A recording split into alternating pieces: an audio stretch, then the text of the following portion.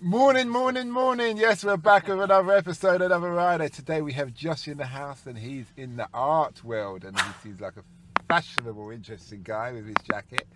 Looks like something out of Star Wars, very stylish, very futuristic.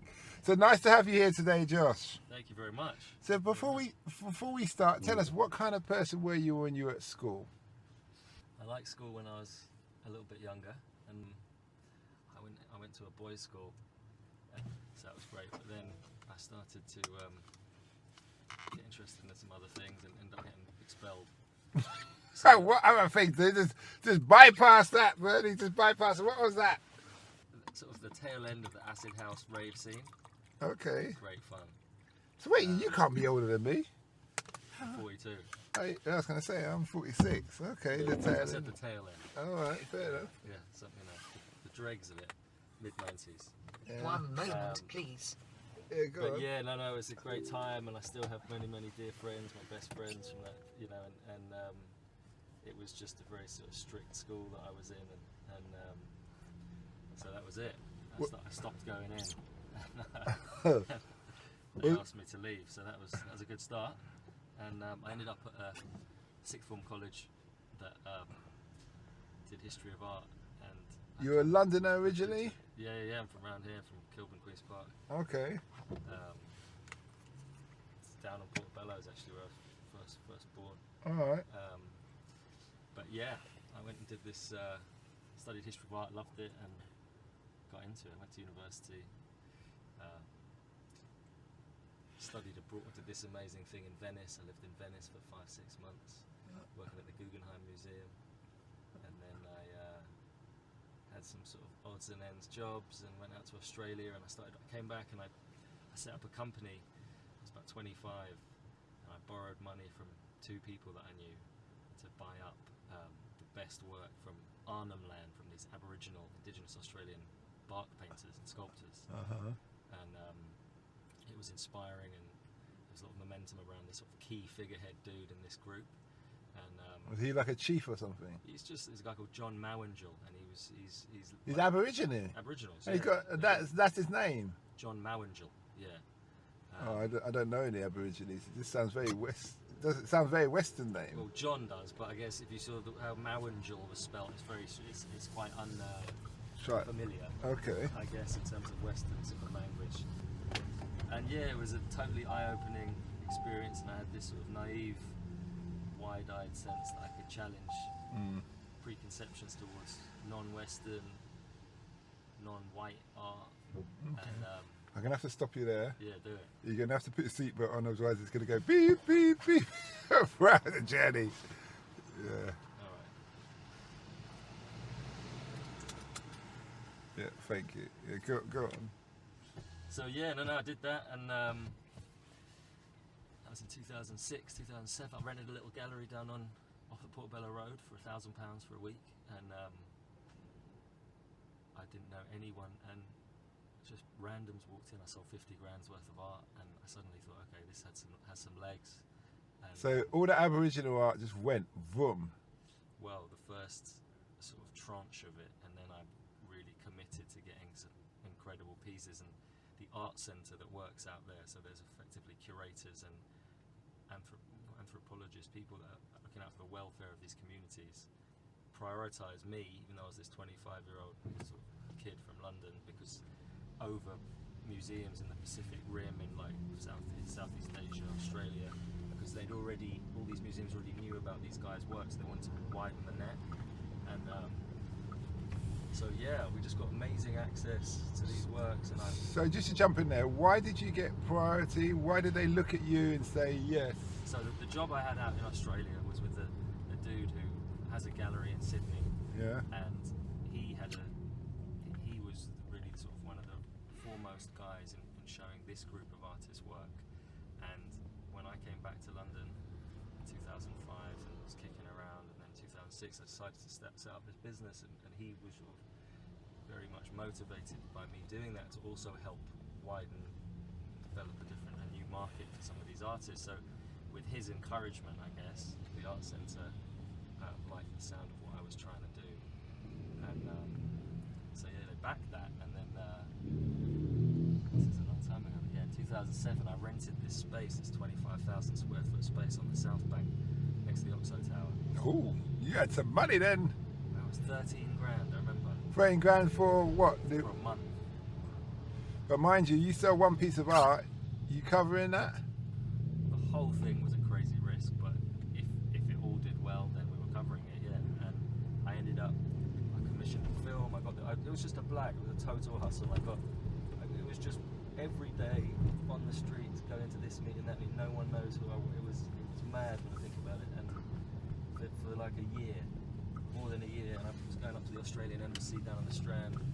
I got them to pay for business class Qantas tickets for me and 4 or 5 members of the press. I got the FT and the Telegraph, the Independent, all these magazines involved. Took them all out there to the middle of the bush.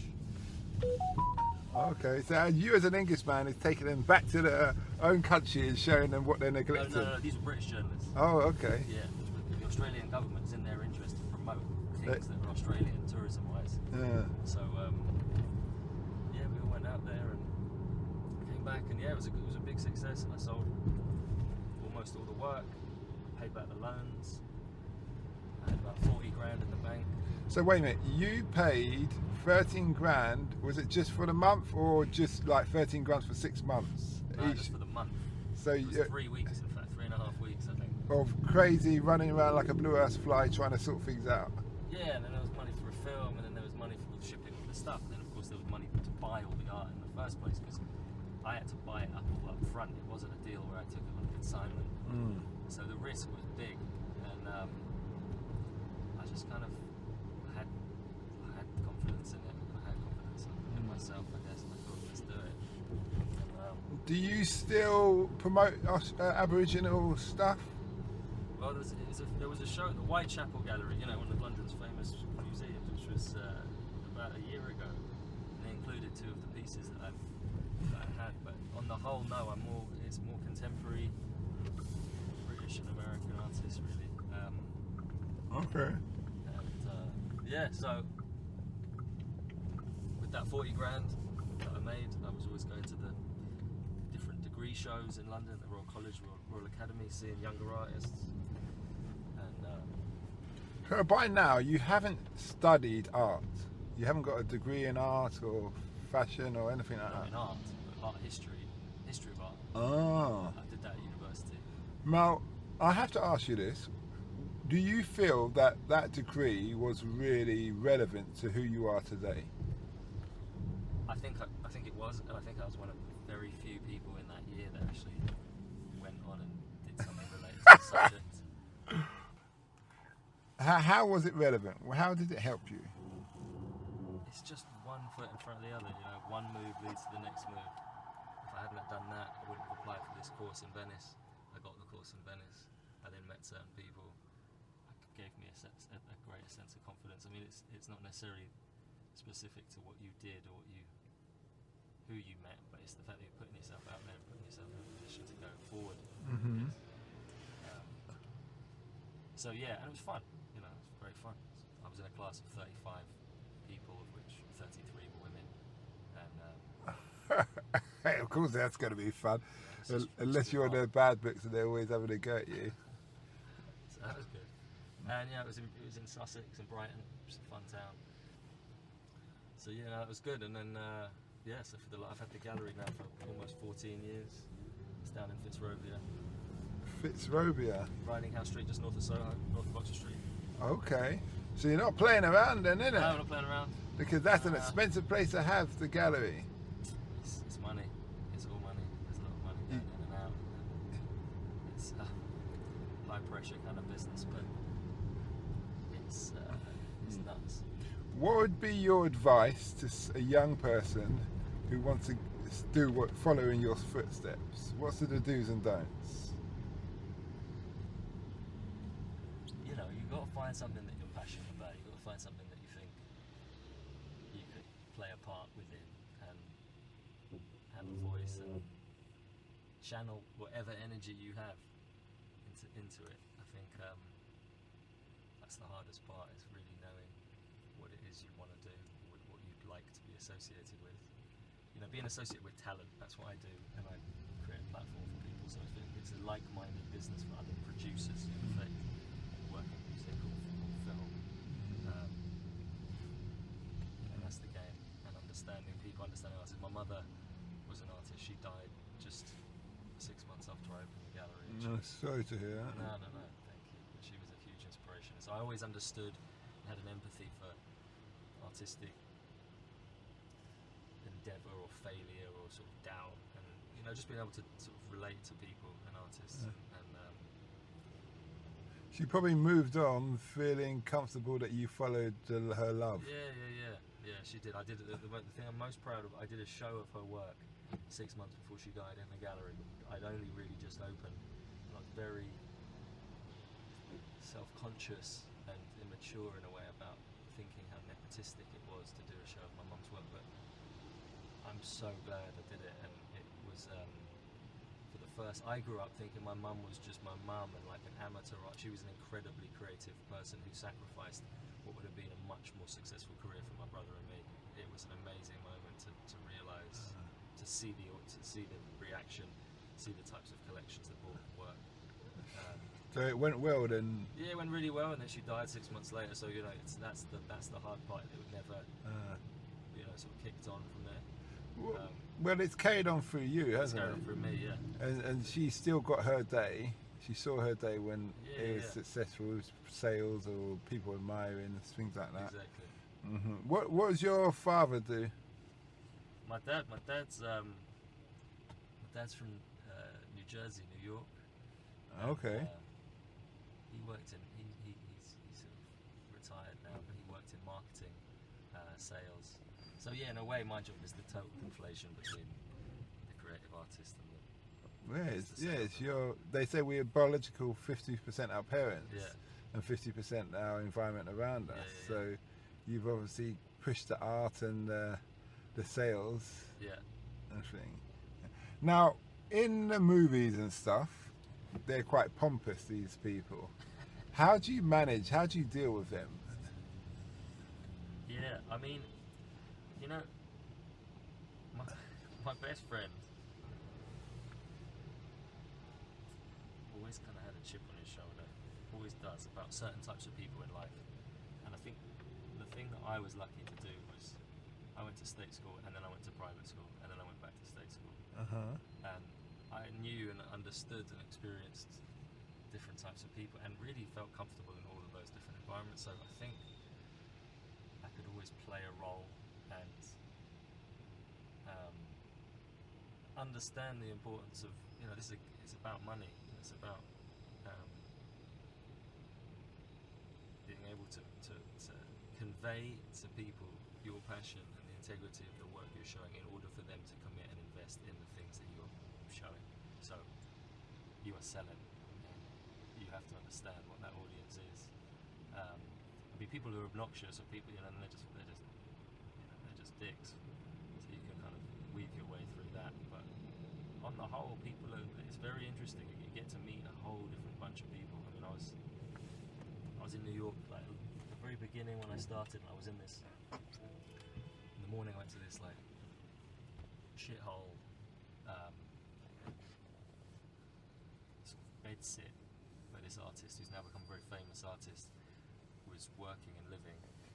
And I saw her, and it was in the middle of Bed-Stuy in Brooklyn. I got in a cab. I went to the Chrysler building, went to the very top, to the guy that owns the Chrysler building. He owns the Empire State Building.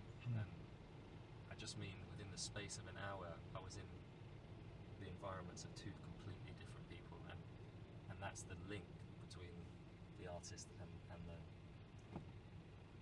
collector. So you know how to conduct yourself in both environments? Yeah. That's really what it's about.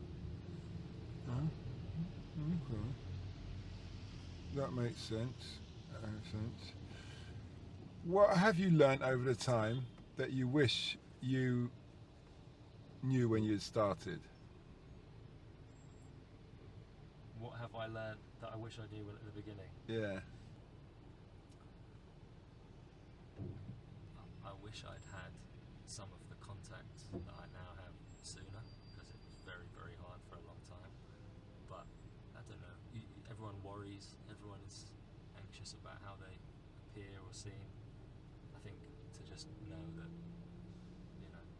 I always was pretty resilient, knowing that, had this feeling everything was going to work. You have the spirits of confidence then. Yeah, I've always had that, but I think being able to have had a better balance in my other life, my personal life. It's a type of job that really takes over. So that's the drawback. Is trying to manage that. So that's still the aim. That's still the goal. Okay. Where can people find you? You've been a great interview. Where can they find you social media wise? They can find me at joshlilly.com, which is my gallery. Josh Lilly. Do you want to spell that for us? JOSHLILLEY.com. Okay. And we're down in Fitzrovia in central London, so come by. And Fitzrovia is the name of the road? Fitzrovia is the area. It's that area between the Euston Road, Regent Street, Tom Court Road, and Oxford Street.